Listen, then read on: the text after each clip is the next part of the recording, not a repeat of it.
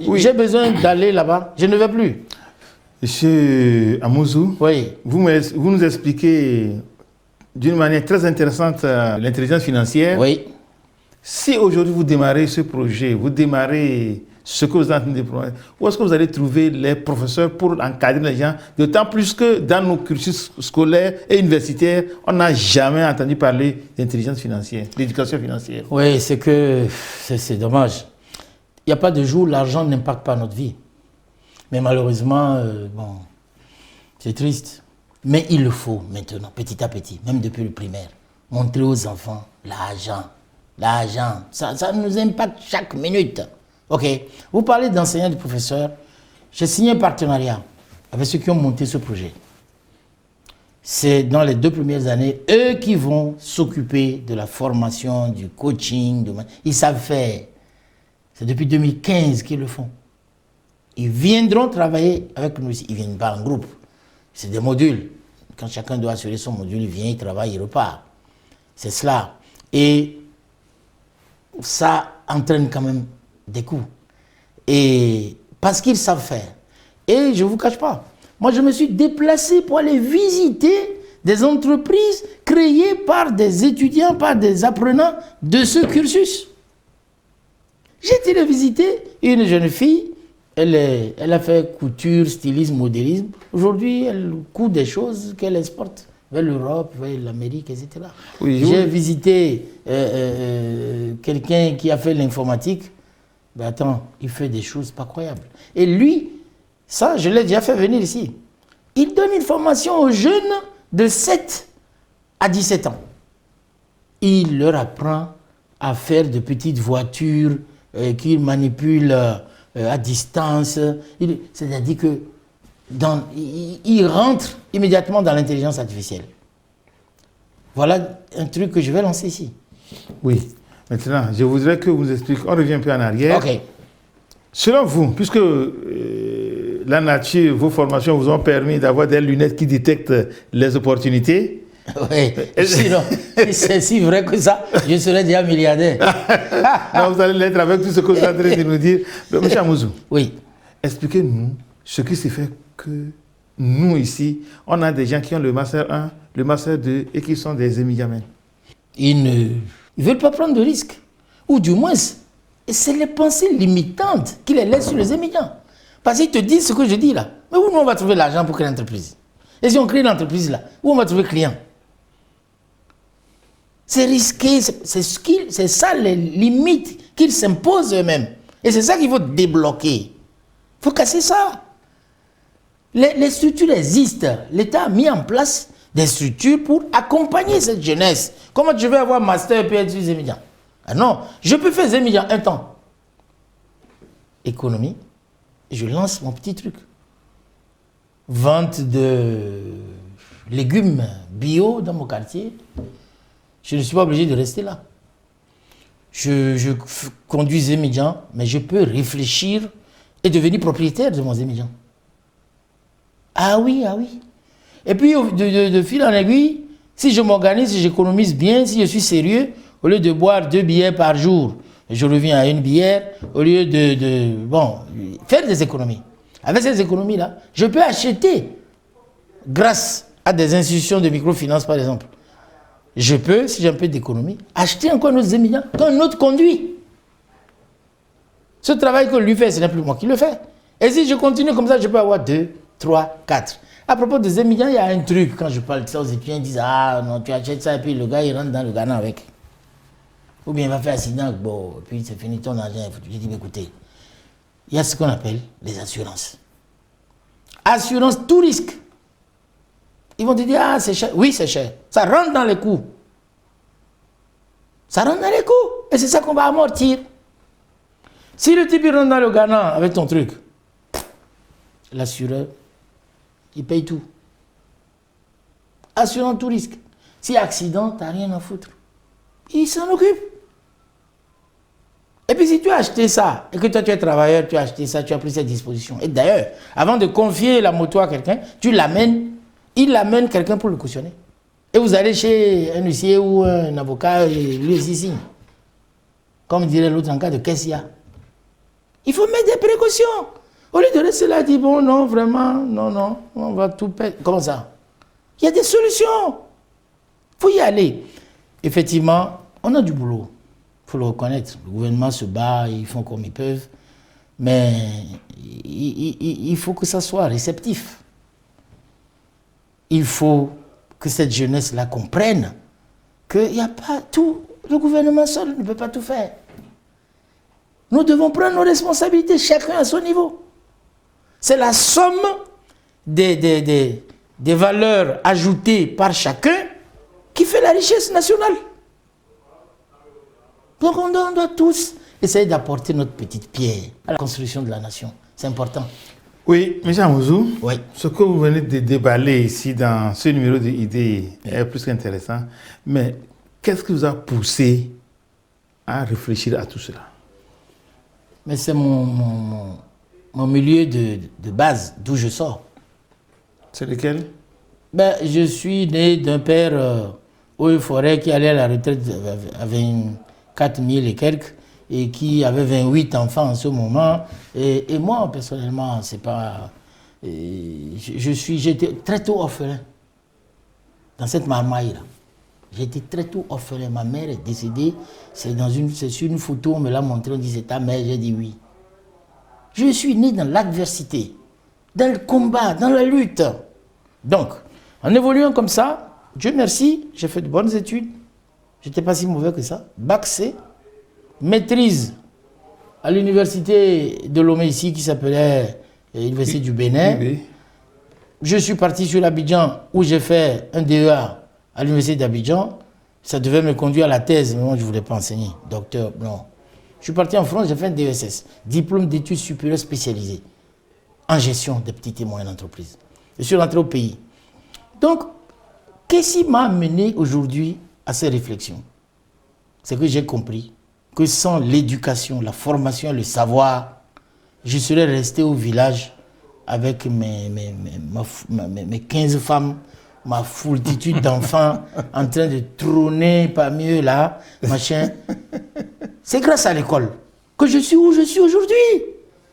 Donc il faut tendre la main aux miens. Et je suis allé créer l'école. Donc ce que je dis là, c'est la suite de mes réflexions. J'ai créé l'école, ce n'est pas pour gagner de l'argent. Non. Un homme ne vaut que par la confiance qu'il suscite chez les autres. Monsieur Jachin, Oui. partant de votre expérience personnelle, Oui. qu'est-ce que vous avez à dire au public? Tout à l'heure, vous avez dit que nous avons été formés pour être des employés, Oui. des salariés, C'est pas notre faute, c'est pas leur faute non plus. justement. Vous, Oui. ayant fait une autre expérience au niveau des curricula de formation dans nos écoles, est-ce que vous ne pensez pas qu'il faille toucher un tout petit peu pour arrondir un peu les angles, pour que celui qui va sortir puisse se prendre en charge? Absolument. À Dévité, nous avons introduit l'éducation financière et l'entrepreneuriat depuis 4 ans, je crois, que j'enseigne moi-même, plus un autre qui l'enseigne avec moi. Mais je dis, quand j'ai commencé à parler de cette affaire, les gens disent, bon, ton truc là, j'ai dit non, je ne veux pas renverser la table. Je veux rallonger la table avec l'entrepreneuriat. Rallonge. Je ne veux pas casser la baraque. Je reste dans le système. Mais je mets une rallonge à ma table. Entrepreneuriat, c'est ce que je veux faire. Normalement, ça doit aller vers ça de plus en plus. Mais attention, il y a quelque chose que nous devons préciser, vous et moi. Tout le monde n'est pas fait pour être entrepreneur. Tout le monde ne veut pas être entrepreneur. Et tout le monde ne peut pas être entrepreneur. Heureusement pour notre société. Il faut avoir des aptitudes et puis il faut avoir envie. On peut être employé et être très heureux. Mais à condition de savoir gérer son revenu. Si tu es, je ne sais pas, directeur de banque, tu gagnes 4 millions par mois. Et tu as ton chauffeur qui gagne 200 000. 4 millions, madame part à Dubaï, et toi tu pars en vacances à Monaco avec les enfants, vous êtes tout le temps. C'est-à-dire que si vous ne gérez pas les 4 millions et qu'avant la fin du mois, comme DG, tu peux aller faire découverte, tu fais ça chaque fois, ça va, la vie est belle, Ton chauffeur qui gagne 200 000, s'il règle sa vie, il vit sur 120 000 par an, il met 80 000 francs de côté chaque mois. En un an, ça combien? 80 fois 12, 960 000. Vous voyez déjà que lui peut déjà acheter un ZEM là. Vous voyez qu'il peut acheter des terrains à plus loin de Lomé, très très loin dans son village là-bas. Fais de l'investissement. Il faut investir. C'est comme ça que tu vas arriver à accroître ton patrimoine. Parce que à faire travailler l'argent pour toi. C'est ça le plus important. Mais ça nous manque. On ne nous montre pas, on ne nous enseigne pas. Comment faire travailler l'argent pour nous. C'est très important. L'argent travaille pendant que toi tu dors. C'est pas bien ça. Il faut l'apprendre dans nos écoles. Il faut l'enseigner. C'est cela. Voilà, pratiquement dans 10 minutes, nous devons remettre l'antenne à M. Koulani, le réalisateur, pour la suite des émissions, bien en tout cas du programme de la télévision togolaise. Durant les 10 minutes, M. Amouzou, est-ce que vous pouvez nous enseigner en français facile tout ce que tout jeune peut commencer par faire pour voir les résultats d'ici 1 mois, d'ici 6 mois, d'ici 1 an ou bien 2 ans, pour dire que j'ai suivi l'émission Idée avec M. Joachim, qui est DG de Défitech, et nous a dit faites ceci, faites cela, et votre vie peut changer. Premièrement, quel que soit le revenu qu'on a, le niveau de revenu qu'on a, c'est l'épargne. Il faut mettre toujours un peu de côté. Donc, ça part du travail. Travail, revenu, épargne, investissement. Travail, revenu, épargne, investissement. Mais ils vont te dire, nous on gagne 30 000, on gagne 20 000, toi tu nous parles d'investissement. Oui, tu gagnes 20 000, tu mets 3 000 de côté. Tu fais dans ta tête comme si tu gagnais 17 000. C'est dans la tête, c'est dans le mind. Je gagne 50 000, mais si je me dis, bon, dans ma petite tête, bon, c'est 40 que je gagne. 10 000 francs de côté. Chaque mois, nous pensons, les étudiants, là, je leur dis, vous venez à l'école ici, on va créer un truc, vous devez mettre 200 francs de côté chaque jour. Calculons ça, combien ça fait pour les 2 ans de BTS que vous allez faire ici, combien ça donne. Ceux qui ont fait 3 ans de licence, calculons, 200 francs. Il y en a parmi vous, je sais, ils peuvent mettre 500 francs de côté chaque jour. Il y en a qui peuvent mettre 1000 francs chaque jour. C'est maintenant que vous devez apprendre à économiser. Apprendre à mettre de l'argent de côté. Tout ce qu'on vous demande, c'est de différer votre plaisir. C'est quand j'utilise le mot souffrir, ils ne sont pas contents. J'ai dit de souffrir un peu aujourd'hui pour être heureux plus tôt. Mais souffrir, n'aime pas. C'est différer un peu la joie de vivre. Différer, pour pouvoir faire des économies. Premier truc.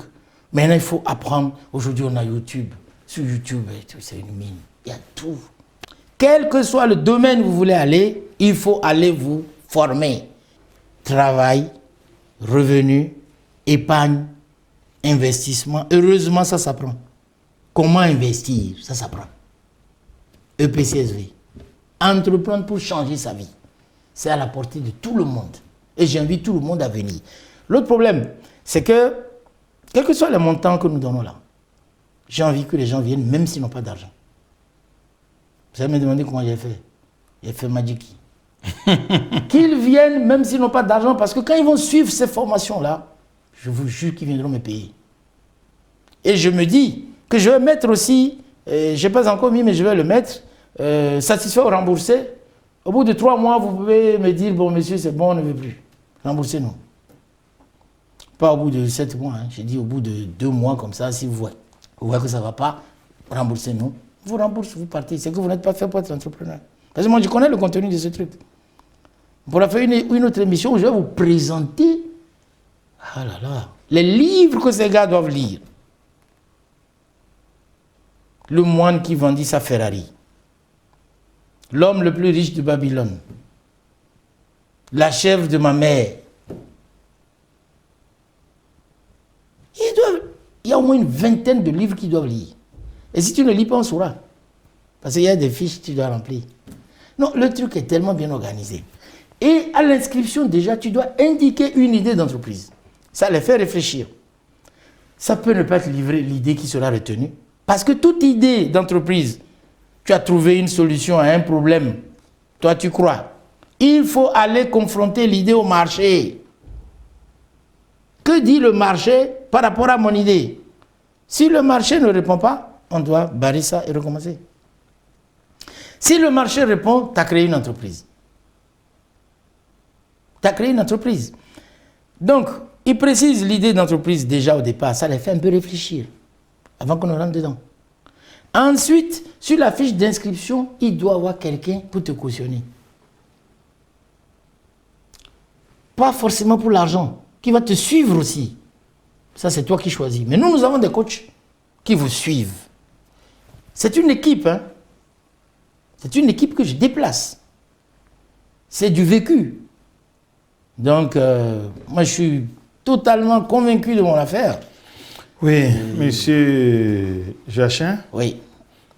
À la fin de cette émission, Oui. quelqu'un qui vous choisit comme son coach Oui. dans l'investissement, Oui. cela veut dire que la personne a un peu de pognon quelque part, Oui. mais ne sait pas les domaines porteurs, là où il faut mettre pour que ça soit fructifié. Et choisit vous voir, quelle sera votre disponibilité à son arrivée? Pour dire la vérité, je ne suis pas coach en investissement. L'investissement, ça s'apprend. Donc moi-même, j'apprends aussi. Je place mes petits sous à gauche, à droite. J'ai mis un peu dans l'immobilier. Si j'avais su les choses tôt, ce n'est pas après 60 balais que je vais commencer maintenant à jouir de certaines choses, immobilier. Mais attends, nous, on a jeunes, on achetait les bagnoles. Il faut frimer. Mais on a fait des erreurs qu'il faut éviter à ces jeunes-là. Il faut très tôt commencer à mettre un peu de côté et commencer de petites choses, faire fructifier ça et prendre sa retraite financière à 40 ans. Il y a des gens qui l'ont fait. Oui. À 40 ans, le type il a des immeubles, il a des trucs. Fin du mois, il est là. L'argent tombe à gauche, à droite. Les loyers. Tu as besoin d'aller là-bas? Non. Mais non. Mais je n'ai pas vite atteint ma liberté financière parce que je n'ai pas vite compris certaines choses. Et c'est ça que je veux éviter à notre jeunesse. Je veux leur tendre la main, leur montrer le chemin.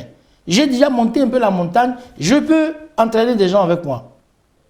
C'est cela, mon dernier challenge. Quand je dis dernier, mes enfants disent non. Vieux, il faut faire attention. Il ne faut pas parler de dernier. Voilà. Voilà. Monsieur Joachim Ali Kossi-Amouzou. Oui. L'émission Idée est tellement contente de vous. On aurait souhaité vous garder plus longtemps que ça. Merci. Mais notre réalisateur Kolani nous fait déjà signe qu'il est l'heure. Mais certainement que vous n'allez pas partir nous laisser comme ça. Vous avez 2-3 derniers mots avant de nous dire au revoir. Je remercie déjà la TVT d'ouvrir son antenne pour que je puisse exprimer certaines de mes convictions. La première, c'est que par l'entrepreneuriat, on peut sortir du chômage. Et c'est à la portée de tous. Et toutes ces idées limitantes, il faut les dépasser. Je sais qu'il y en a qui se fâchent, ils disent, bon, lui raconte des histoires, nous on souffre, lui. Non, j'ai souffert comme vous aussi. Je me suis battu pour m'en sortir. Vous pouvez. Yes, you can. C'est comme ça. La vie, c'est un combat. Les gens qui vous proposent des solutions faciles, 2-3 mouvements, machin, non, c'est du faux. À la sueur du front, on gagne son pain. C'est cela. Donc, je les invite tous. Vamos. C'est un grand chantier que nous sommes en train d'ouvrir. On y va. Cette première promotion, je tiens à ce que beaucoup de gens viennent pour qu'on montre à la fin qu'est-ce qu'on a pu faire sur les 12 mois. Pas dire le monsieur là, il raconte plein de trucs, il dit des choses. Non. Venez, on va montrer ce qu'on va faire. Mode de paiement élastique. Et je dis, vous pouvez payer difficilement, mais venez. Venez. On va faire pour que les gens voient. La seconde promotion, il y aura plus de 25%. Parce que j'aurais démontré l'efficacité du truc. Monsieur Kondo, je vous remercie. Merci DG d'Ifitec Joachim Ali Kossi-Amouzou d'avoir accepté favorablement notre invitation. Cela répond au vœu de la télévision togolaise, lequel vœu voudrait que chaque semaine que la télévision togolaise présente à ses téléspectateurs un nouveau numéro de l'émission Idée.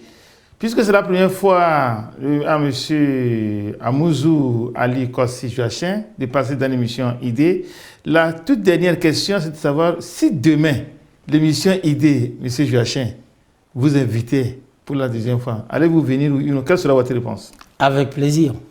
Merci beaucoup, M. Joachim. Chers téléspectateurs, c'est ainsi fini pour ce numéro. Ensemble avec vous, nous disons merci à notre invité Joachim Amouzou qui est venu, n'a pas une langue de bois, il nous a dit pratiquement tout ce que nous devons faire pour dire adieu au chômage, pour dire adieu à la pauvreté. Merci à mes chers techniciens, ceux-là qui ont œuvré pour que cette émission soit mise à l'antenne. Je commence par le réalisateur du jour, M. Kolani. Merci pour ta technicité. Les preneurs de son, merci pour votre savoir-faire. Les caméramans, une fois encore, merci. Tous les techniciens, les monteurs, les synthétiseurs, soyez-en remerciés. Nous allons nous dire pour le moment au revoir. Nous allons nous retrouver la prochaine fois. D'ici là, prenez soin de vous et bye bye.